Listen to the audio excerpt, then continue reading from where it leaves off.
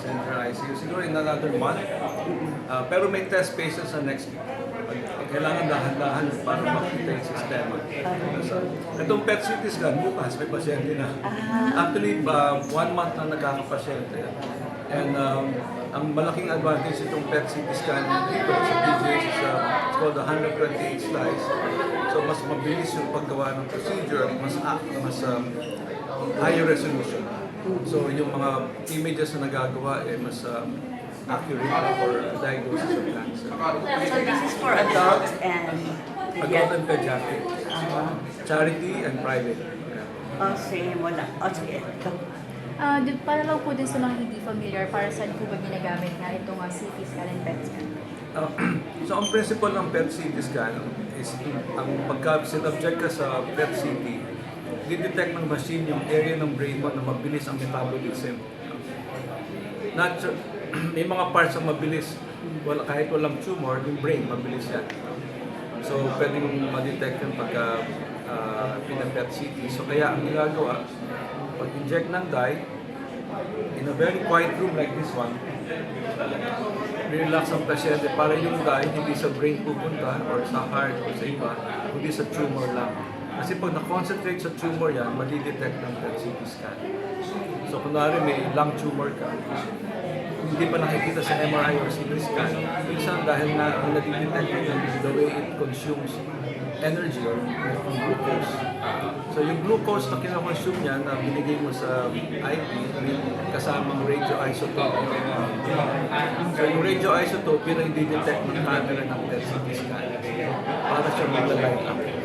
So state-of-the-art medical equipment. Yes. First time po ba ito? Kailangan meron? O No, sa wait na gobyerno, kayo? sa gobyerno, ito lang ang pangalawang facility, NKTI. Pero sa gobyerno, ito yung unang-unang binigay ng gobyerno. May we ask sir how much yung The PET CT scan is around 150 million pesos. Sir, di ba may budget cut kayo from the government? Paano po na-apektuhan ng inyong operation? So, yung budget cut kasi interpretation niya ng data, ng amounts na lumalabas. Initially kasi meron, kasi nga, ang base nila sa previous year's expenses and utilization. But eventually, pagka-explain namin ng talagang mga gastos, nare-restore naman before the implementation for the next year. Sige po. So meron din po kayo mga international partners, donors, sponsors? Maraming partners ng PGH at we're really lucky to be supported by private families, institutions, corporations. Pero malaki pa rin ang pinakamalaki pa rin support ay galing sa gobyerno. We've been well supported, that's why may pressure sa amin na mag-deliver ng commensurate doon sa binibigay ng support ng gobyerno. So, if you go around PGH, all the latest equipment, may robotic surgery, intraoperative radiotherapy, high-focus ultrasound treatment o nawala sa ibang hospital. Kasi gusto nga natin, kahit mahirap ka, pareho lang ang treatment mo. Actually, not only the Philippines, but everywhere in the world. So, sir, how do you address the issue of lack of nursing assistant nurses? Kaya po sir, mahaba daw po yung listahan ninyo, Yes. waiting list, ang haba daw po. Yeah, so medyo swerte kami sa PGH, hindi kami ganoon ka nauubusan ng nurse. Oh, hindi, sorry, nauubusan din. Pero mabilis namin napakulitan. For some reason, marami nag-a-apply. So, hindi namin masyadong pinoproblema ng dahan-dahan ng wala. Siguro at most, at one time, 10 or 15. Pero dahil nga very tight ang operation, may effect pa rin kahit pa paano.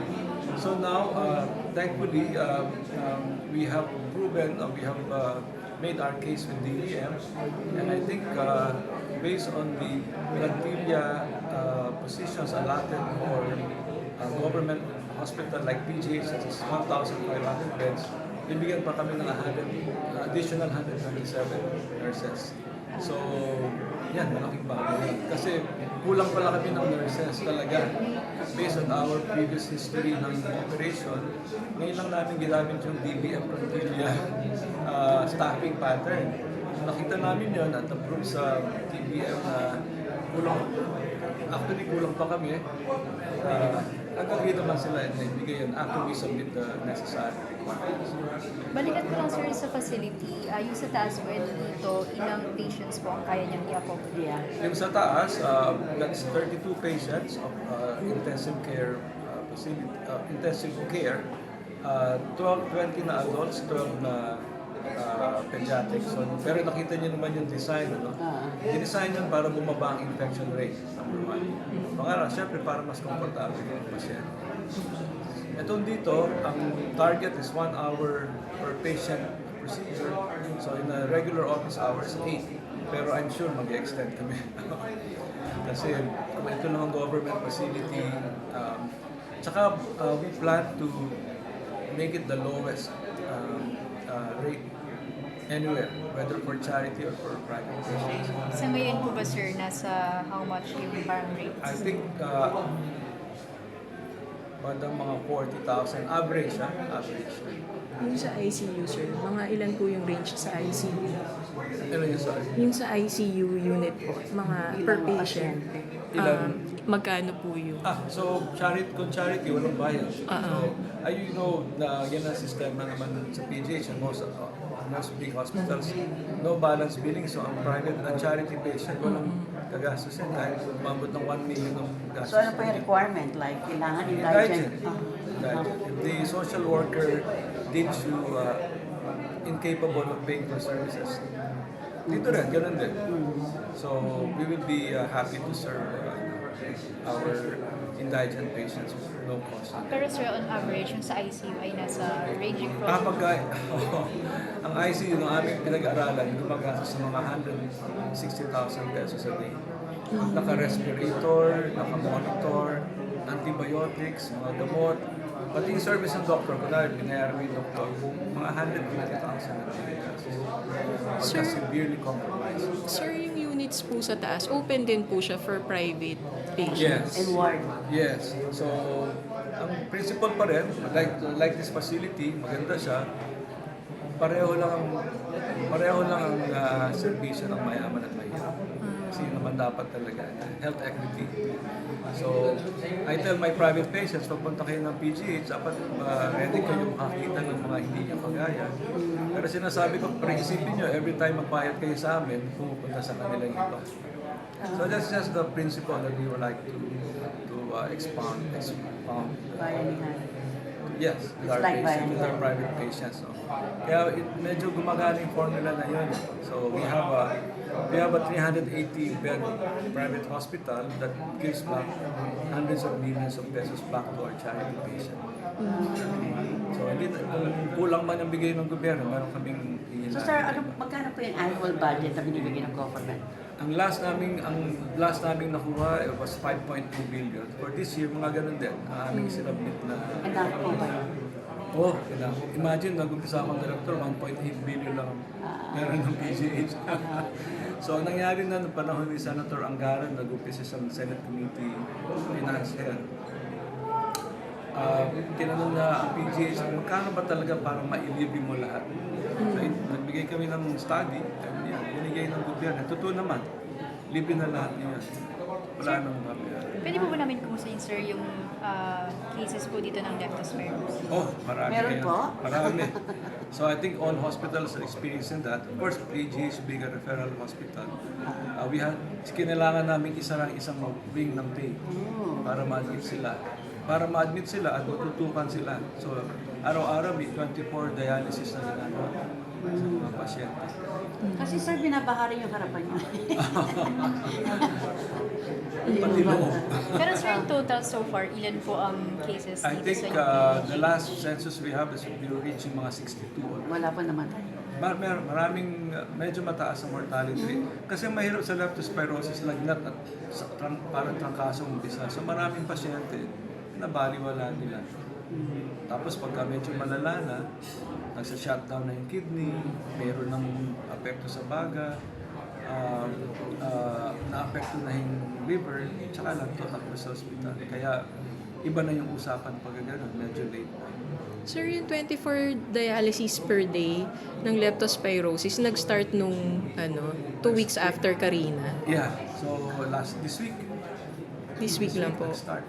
Last week, konti-konti, pero ngayon dumami sila. Okay. Siguro dahil galing na sa ibang ospital, tapos pinadala Pero nila. kamusta sir, manageable naman po ba or parang overwhelming po in the case Parang, ng UP? buti may COVID, parang COVID lang yan. So yung crisis committee, binuulit, yung mga manpower, i-distribute ulit, yung mga resources, augmented. So parang natuto na sa COVID. So it's almost automatic. So far sir, hindi naman po nakakaubusan pa muna ng bed dito with regards to leptospirosis. So yung mga mild, hindi na namin tatanggapin. Hindi na namin yung severe. Mga severe. Sir, di po ba dapat pagkaroon na rin ng PGH in Luzon, Visayas, and Oh, Mindanao? yes. So that's why Meron ang, tayo sa ang Luzon. ating balak magkakaroon ng ang tawag yun, Academic Health Center Network. Kasi sabi nga, aming partnership with DOH is to train. Para mas marami kaming matrain, mas maraming PGH na tatayo. So meron ng PGH sa Lucas City, ano siya, ambulatory care muna, pero eventually magiging 200-bed hospital. Sa Diliman, PPP yun. So, tapos na yung financial model, that will be 400 beds. Sa Carmona, project ni mismo ni Presidente Marcos ito with Governor Remulla as going to be 200 beds. At sa Cavite, sa Los Baños, gusto ni Secretary Herbosa, meron yung Los Baños PGH, yung tinatawag na One Health Facility, yung nag-relate yung sakit ng tao sa environment, sa mga plants, sa mga hayop, diba? Yun ang Los Baños. And also now we're in partnership with the Davao City government to help them put up the Davao City Public Hospital inside UP Mindanao. So yun ang network na siguro the next 5 So years. possible po, no? Na magkaroon tayo ng PGH in Yes. Visayas and Mindanao. Yes, yes.